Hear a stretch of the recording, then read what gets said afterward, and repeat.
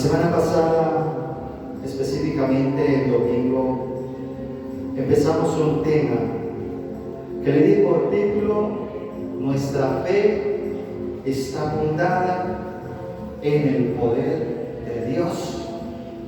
Y utilizamos como texto base para iniciar este tema 1 Corintios 2, del 3 al 5, que es el que antecede a estos versos que vimos ahora.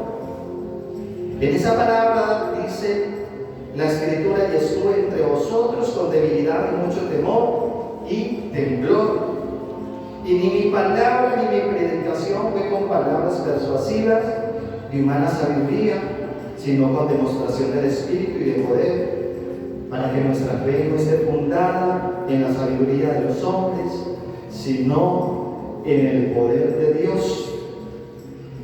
En base a esta escritura, estudiamos un poco acerca de un varón llamado como Pablo, porque esta palabra fue dada por Pablo a la iglesia de Corinto, lógicamente inspirada por el Espíritu Santo de Dios. Y reconocimos que Pablo era una persona ilustrada, con conocimiento, una persona que había sido instruido en uno de los lugares o con una de las personas más instruidas de ese tiempo, ¿cierto? Pero también reconocimos, en base a la palabra y con base a las palabras de Pablo, que a él no lo llamó Dios en la persona de Cristo por su conocimiento, porque era muy sabio, porque tenía mucho conocimiento de las Sagradas Escrituras, sino porque Dios de antemano ya lo había escogido para que fuera un instrumento útil para Dios, para que le predicara al pueblo y enseñara la palabra de Dios.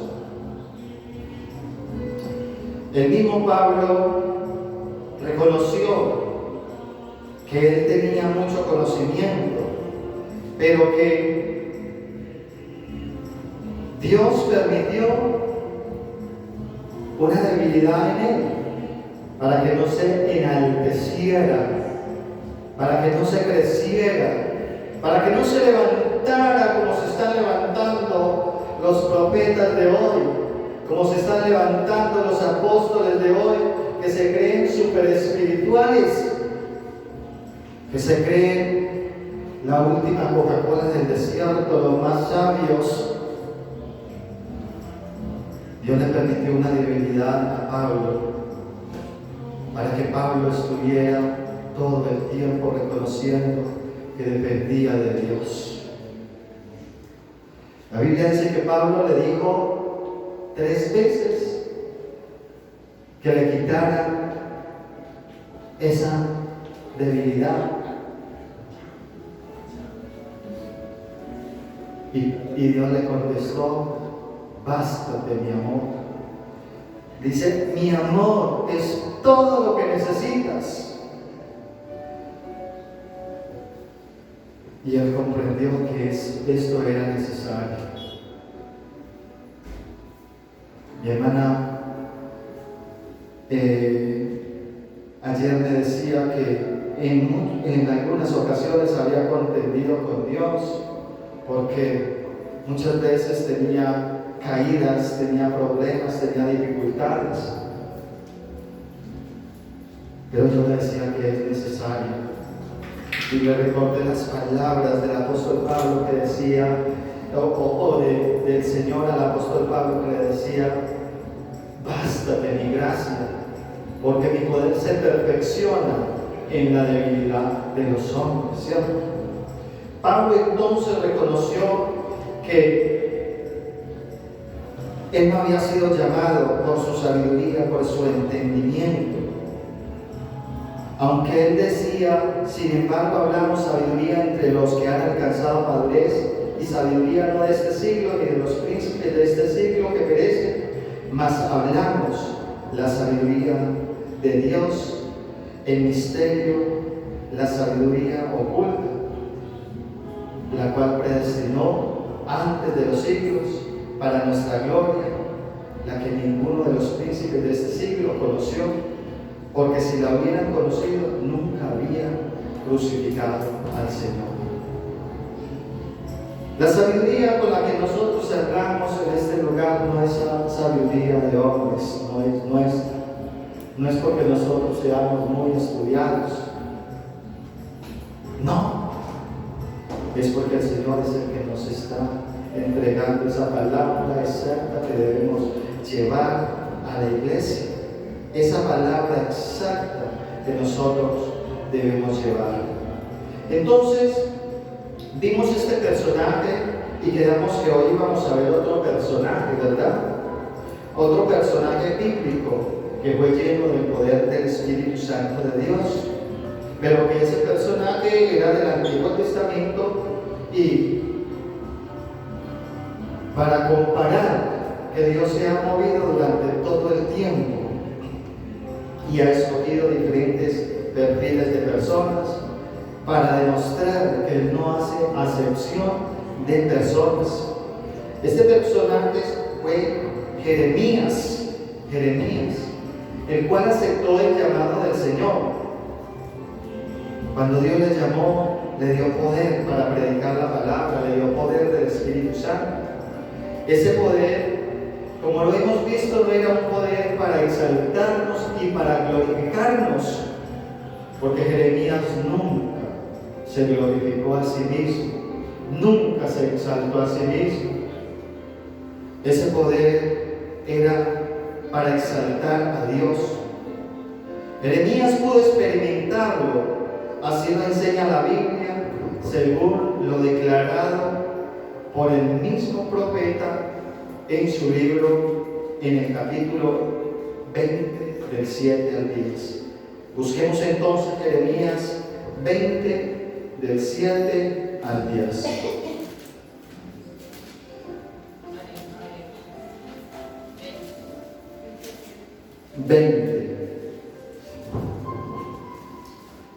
Dice allí: me sedujiste, oh Jehová, y fui seducido. Más fuerte fuiste que yo, y me venciste. Cada día he sido escarnecido, cada cual se burla de mí. Porque cuantas veces hablo, doy voces, grito violencia y destrucción. Porque la palabra de Jehová me ha sido para prenda y escarnio cada día. Y dije: no me acordaré más de él, ni hablaré más en su nombre. No obstante, había en mi corazón como un fuego ardiente, metido en mis huesos. Traté de sufrirlo y no pude, porque oí la murmuración de muchos, temor de todas partes. Denunciémoslo todos. Mis amigos miraban si claudicaría, quizás se engañará, decía, y prevaleceremos contra él y tomaremos de él nuestra venganza. Jeremías entonces ya llevaba tiempo de haber sido llamado, y Jeremías tuvo que experimentar tiempos de angustia y de dolor, tiempos que para ese tiempo podrían decir que eran tiempos apocalípticos. Y mientras los falsos profetas profetizaban paz y mentiras, mientras los falsos profetas enseñaban que vendrían cosas buenas para ellos, a Jeremías le tocaba que predicar la verdad.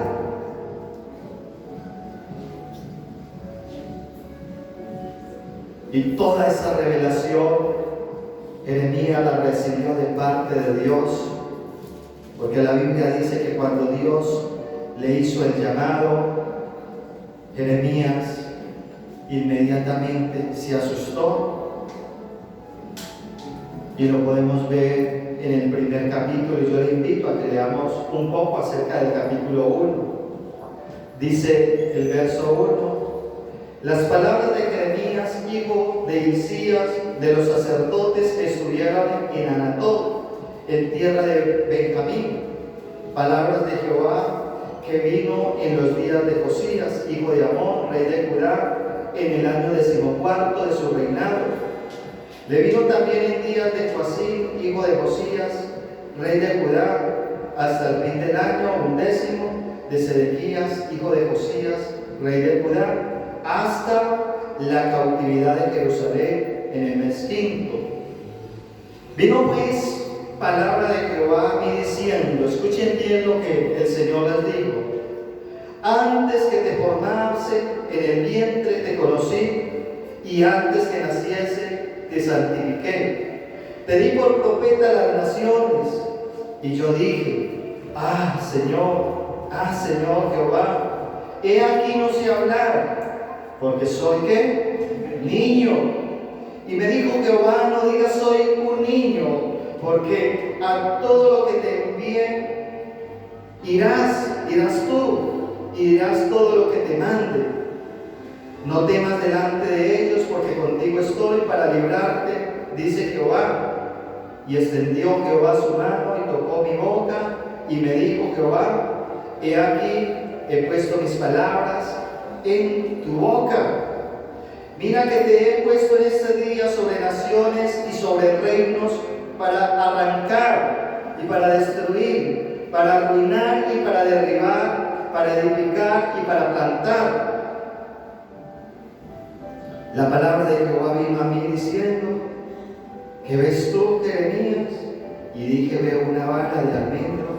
Y me dijo Jehová, bien has visto, porque yo apresuro mi palabra para ponerla por obra. Jeremías era un niño, Pablo ya era un varón, un militar.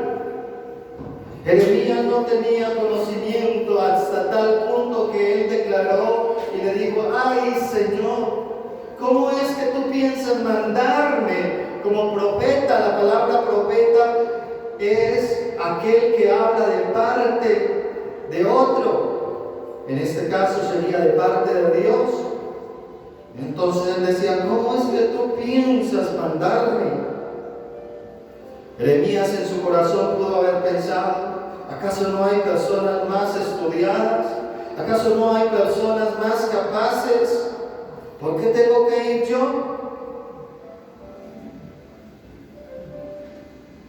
Pero el Señor le dijo, no digas que soy un niño.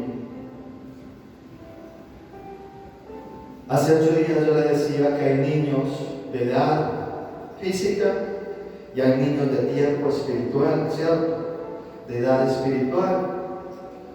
Y una de las cosas que yo les decía, nosotros tenemos que recibir la palabra de Dios, y el Señor nos llamó a todos a predicar la palabra de Dios, a todos. No es solamente labor del pastor, es labor de todos nosotros. Si tú le crees al Señor, estás en la obligación de hablar de Cristo, de hablar de su palabra, de hablar de sus maravillas. No digas que sos un niño, como dijo ¿quién? Jeremías. Diga lo que dijo Pablo. ¿Qué dijo Pablo? ¿Qué quieres que yo haga? En el llamado que el Señor le hizo a Pablo, lo que Pablo contestó fue, ¿qué quieres que yo haga? No digas que sos un niño, porque el Señor no te va a pedir que hables lo que no conoces, y tú no debes hablar lo que no conoces. Habla lo que conoces de Dios. Lo único que conozcas, si solamente conoces un versículo de la Biblia, predícale a toda la persona que se encuentre con la que hable, predícale ese versículo. Y en la medida que vayas creciendo espiritualmente, debemos estar en capacidad de ir dando mensajes más completos. El Señor se va a encargar de eso, porque el Señor es el que capacita a las personas. No somos nosotros, porque nosotros nos podemos llevar un poco de años. Los sacerdotes católicos estudian 10 años, se queman las pestañas estudiando y estudian psicología, sociología, antropología, teología, de todo estudian, pero no saben nada de la palabra de Dios, porque lo que enseñan ellos no va conforme a lo que está escrito. Porque nuestra fe no está fundada en la sabiduría de los hombres, sino en ¿qué? En el poder de Dios. Un niño le puede compartir la palabra de Dios a otro niño. Un jovencito o una jovencita le puede compartir la palabra de Dios a otro jovencito o a otra jovencita. Un empleado puede compartirle la palabra de Dios a sus compañeros de trabajo. Pero no callemos, no callemos. Jeremías entonces dijo: he aquí no sé hablar porque soy niño. Y me dijo Jehová: no digas soy un niño, porque a todo lo que te envíe irás, y tú dirás todo lo que te mande. Y le dice: no temas delante de ellos, porque contigo estoy para librarte, dice Jehová. Y dice que extendió Jehová su mano y tocó mi boca, y me dijo Jehová: he aquí, he puesto mis palabras en tu boca. Y saben que lo más importante hoy en día es que Dios no solamente ha colocado sus palabras en nuestra boca, sino que las ha escrito en nuestro corazón. Porque si nosotros verdaderamente somos creyentes, si somos cristianos, si somos verdaderamente discípulos de Cristo, no solamente tenemos la palabra en nuestra boca, sino que la debemos tener en nuestro corazón. Porque la promesa de Dios era que Él escribiría su palabra en nuestro corazón, ya no en tablas de piedra, sino que estaría en nuestro corazón. Jeremías entonces creció, y las palabras que el Señor le dio se cumplieron. El Señor le dice: mira que te he puesto en este día sobre naciones y sobre reinos, para arrancar y para destruir, para arruinar y para derribar. La primera parte fue esa. Qué terrible que el Señor nos mande a eso, a arrancar, a derribar, a destruir. Sí, eso es lo que nosotros tenemos que hacer: ir y destruir todo argumento que vaya en contra de la palabra de Dios. Arrancar esa doctrina que hay en el corazón de muchas personas, allí arraigada de tal forma que es difícil para ellos salirse de allí. Usted y yo hemos escuchado un pensamiento, y lo hemos visto en las puertas: no insista. Aquí somos católicos. Católico nací, católico crecí y católico tengo que morir. A eso es que nos llama el Señor, a arrancar todas esas doctrinas de error que se han arraigado en el corazón de las personas. Y eso no se hace peleando con la gente. Eso se hace declarando la palabra de Dios. A eso porque lo mandó el Señor. Dice la palabra de Dios que para arrancar, para destruir, para arruinar, para derribar, hay que derribar esos altares que hay en el corazón de las personas. No los altares físicos, porque la Biblia dice que los ídolos de los hombres son hechos por mano de hombre, que tienen ojos y no ven, que tienen oídos y no oyen, que tienen boca y no hablan, que tienen manos y no pueden palpar, que tienen pies y que no se pueden mover por sí mismos. Entonces no son esos altares los que nosotros tenemos que derribar. Porque nuestra guerra no es carnal, no es física, es espiritual. Es el altar que hay en el corazón de los hombres. Porque he visto de muchas personas que no van a ciertos lugares, a ciertas casas, porque dicen, es que allí siento un ambiente espiritual pesado.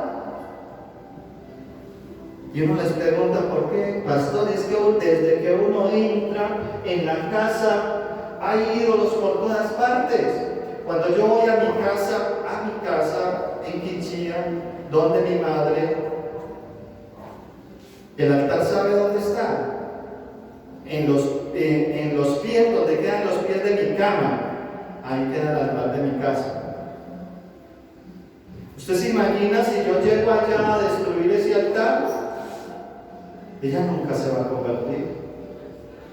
A veces me acuesto y me despierto y parezco que me están velando. Sí, así me siento yo. Y para acabar de completar, yo duermo así.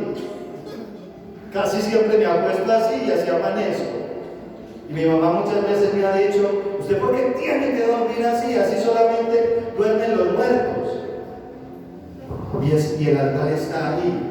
Y ahí tiene 4 o 5 imágenes y todos los días la velita. El altar que yo tengo que derribar no es ese. Porque ellos creen que están agradando a Dios y en su corazón ellos creen que lo están haciendo. El altar que hay que derribar es lo que se ha engendrado, se ha arraigado en el corazón. Entonces yo le predico con mi testimonio, cuando me da la oportunidad le hablo, pero nunca la ataco a ella, porque sé que de esa manera no se derriban los altares. Y han pasado muchos años y he visto, aunque ha sido lindo el proceso, he visto cómo Dios ha venido obrando poco a poco en ellos. Tenemos que derribar todos esos altares, pero no hacer lo que hacían los evangélicos anteriormente, que se iban y destruían las estatuas. No hacer lo que hacían en el tiempo del Antiguo Testamento, porque eso para ese tiempo era válido, claro que sí. Lo mismo que la mayoría de los salmos que nosotros escuchamos, que son oraciones contra el enemigo, para ese tiempo era válido, pero ya no. Porque Jesús dijo, oíste que fue dicho ojo por ojo, diente por diente, pero ya no es así. Y la Biblia dice en el Nuevo Testamento que nuestra guerra no es carnal, sino espiritual. Y si yo creo en la palabra, yo creo que esa imagen no sirve para nada, ni para lo que ellos piensan que pueden servir, ni para lo que muchos cristianos creen que pueden servir, porque muchos cristianos creen que esas imágenes sirven para hacer oposición. No, la Biblia es clara cuando dice que esas imágenes no tienen boca pero no hablan, ojos no ven, ni para bien ni para mal, ni dan y ni quitan. Entonces tenemos que quitar también ese argumento de nuestro corazón. Allí entonces Jeremías fue enviado a todo esto, y resulta que entonces el profeta le tocó que pasar por un tiempo difícil, un tiempo de dolor. Y entonces ese tiempo fue el tiempo de la cautividad, el tiempo en el que el pueblo fue llevado cautivo por el rey Nabucodonosor. Entre ellos iban todos los sabios, y los únicos que quedaron librecitos, el remanente, el poquito de gente que quedaron, eran los pobres, los más pobres, los más arruinados, pero el resto todos, los jóvenes más bonitos, las jóvenes más bonitas, los más sabios, todos se los llevaron. Y Jeremías le tocó que comenzar a predicar durante todo ese tiempo, y la palabra que él daba no era una palabra de consolación, solamente era palabra de dolor. A tal punto de que cuando él llegaba delante de los reyes de ese tiempo, los reyes decían: ¿vienes en son de paz? Porque todo lo que él hablaba era destrucción. Todo lo que él hablaba era destrucción. En una versión más moderna, ese pasaje de la Biblia de Jeremías 7:10 dice: Dios mío, con lindas palabras me llamaste y yo acepté tu invitación. Eres más fuerte que yo y por eso me convenciste. Sin embargo, a pesar de que había sido llamado por el Señor y que tenía el poder de Dios, Jeremías declara que a toda hora la gente se burla de él. Y lo dice en el verso siguiente. Y dice: cada vez que abro la boca, tengo que gritar: ya viene el desastre, ha llegado la destrucción. Eso siempre lo tenía que gritar él. ¿Será que esas no son las palabras que nosotros tenemos que predicar en este momento? Si nosotros estamos en tiempos finales, yo creo que el que conoce de la palabra está de acuerdo conmigo de que estamos en tiempos finales, ¿cierto? Y en tiempos finales, ¿qué viene? Destrucción, pestes, hambres, guerras, los falsos profetas, los pastores mentirosos están declarando paz. Están declarando bendición por aquí, bendición por allá y por todos lados bendición, porque eso es lo que quiere escuchar la gente. Entonces nosotros ahora tenemos que derribar esos argumentos que han llegado a la iglesia cristiana también, porque somos sana doctrina, pero dentro de esa sana doctrina se ha infiltrado una doctrina de error. Cristo viene pronto y ya la gente no predica de la venida de Cristo. Inclusive un pastor dijo: yo no quiero que el Señor venga pronto, porque yo quiero cambiar la televisión antes de que Él venga. ¿Ah? ¿Cómo podemos ir en contra de la palabra de Dios? Si estamos en tiempos finales, tenemos que comenzar a predicarle a la gente: arrepiéntase. Esa debe ser nuestra predicación, porque vienen tiempos de dolor, porque vienen tiempos de tristeza, porque vienen tiempos de hambre, porque vienen tiempos de hambruna. Esa es la predicación de nuestro tiempo. Pero hoy han querido suavizar la palabra. El Señor te va a prosperar. El Señor te va a bendecir, y sin importar la condición en la cual esté la persona. Esa doctrina tenemos que sacarla de nuestra boca y comenzar a predicar conforme a la palabra. Si estamos hablando de tiempos postreros, por más que nosotros nos vamos en contra de lo que está sucediendo ahora, de los moveres que hay ahora, que se están levantando, del matrimonio homosexual, de la adopción de niños por parte de parejas homosexuales,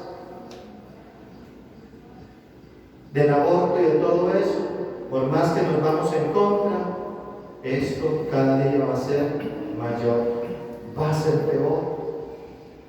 ¿Por qué? Porque estamos en tiempos finales. Y la palabra de Dios dice que los tiempos finales serían como en los tiempos de ¿quién? ¿De quién? Pues Noé.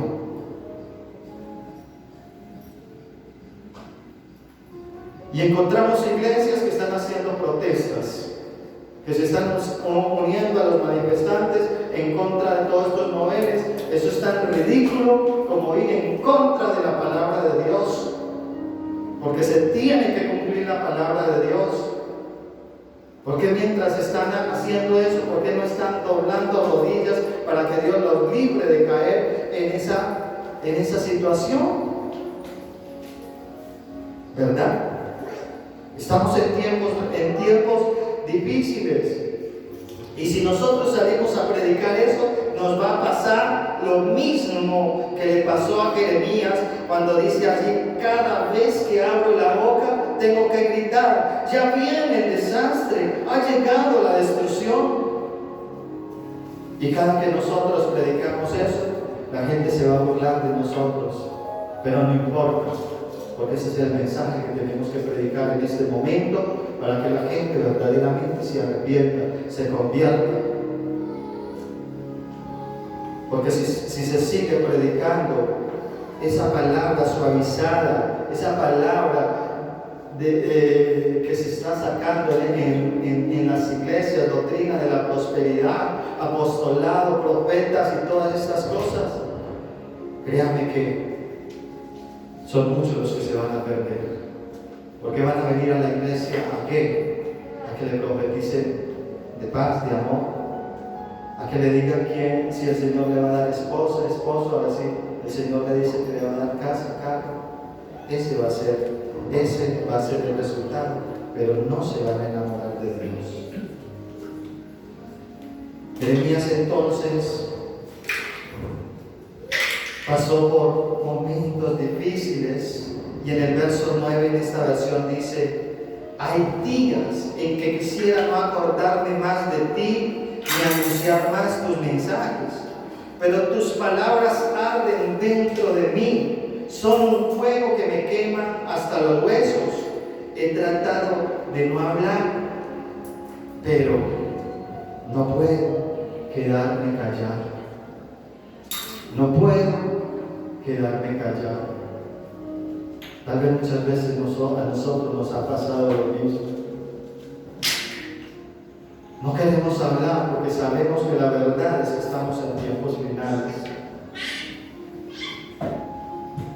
Porque nos es difícil decirle a las personas: tranquilo, que esto va a pasar. Porque sabemos que la Biblia dice que vendrán pestes, no una sola peste, sino que van a venir pestes. Los científicos saben que cada día tenemos que prepararnos, porque los virus, los microorganismos se están mutando y cada día van a atacar más fuerte a los humanos. Un científico decía que el próximo coronavirus va a ser 1000 veces más fuerte que este que estamos enfrentando hoy en día. Y si nos ha revolcado esta situación, usted se imagina un animalito de esos más fuerte y más letal, más dañino que el que está ahorita. ¿Por qué él hacía la comparación con los coronavirus pasados? Porque coronavirus ha habido muchos. Cuando hablaron de la peste del marrano, la peste aviar, esos eran coronavirus. Y la gente se asustó por eso, pero no eran tan fuertes. Y cada día ha sido más fuerte. Y dice que el próximo coronavirus es más letal que este. Y eso ya lo decía la palabra de Dios, que vendrían pestes, hambres.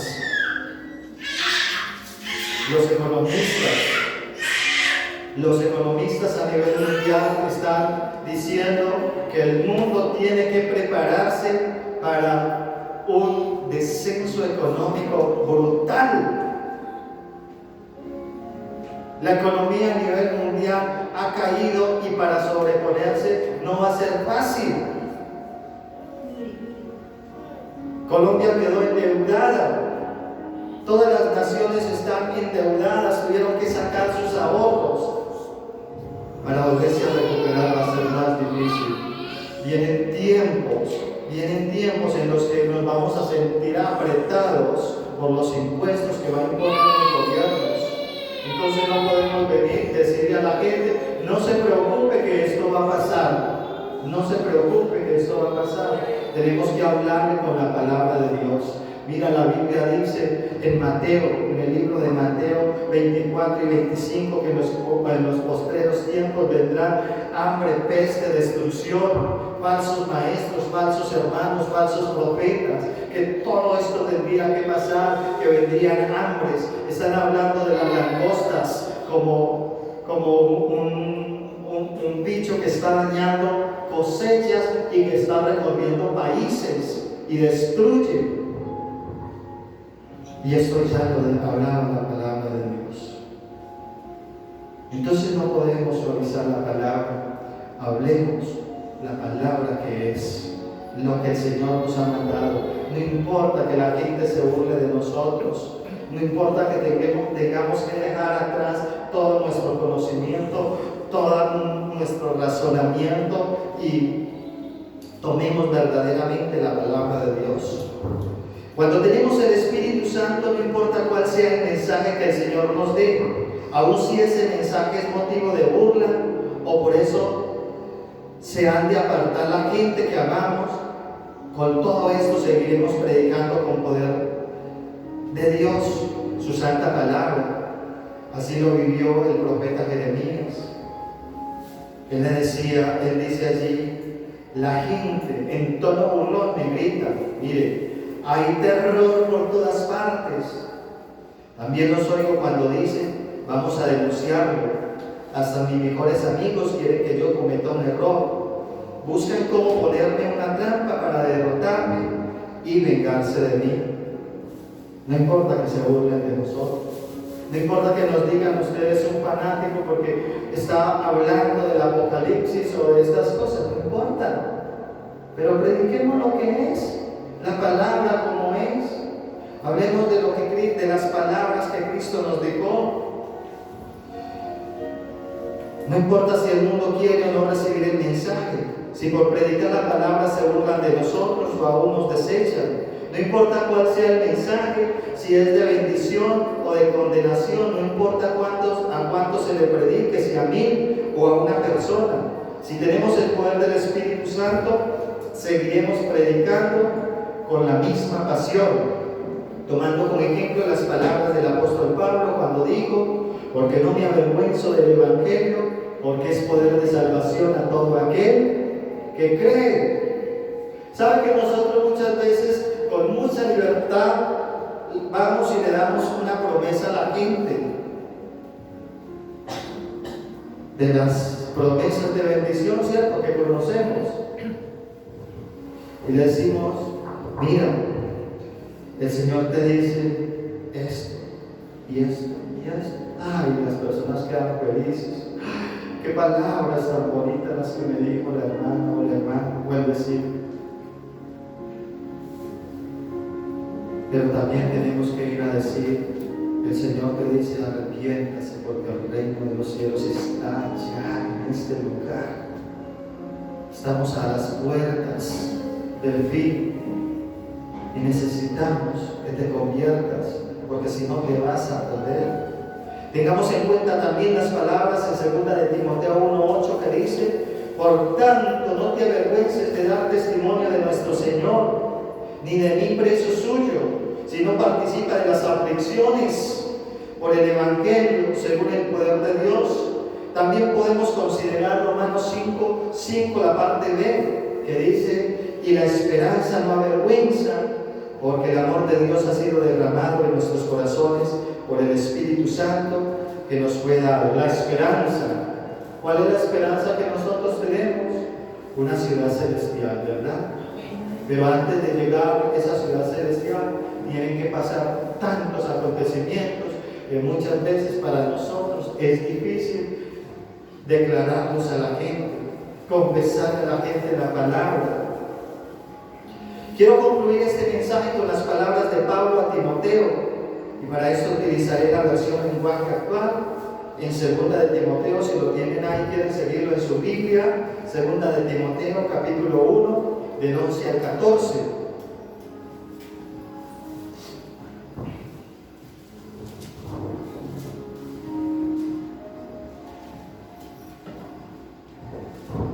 Dice la poderosa palabra de Dios, Dios me nombró apóstol para anunciar y enseñar a las naciones la buena noticia.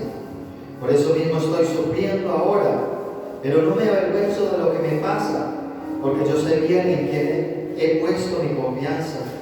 Estoy seguro de que Él tiene poder para hacer que la buena noticia se siga anunciando hasta que llegue el fin del mundo.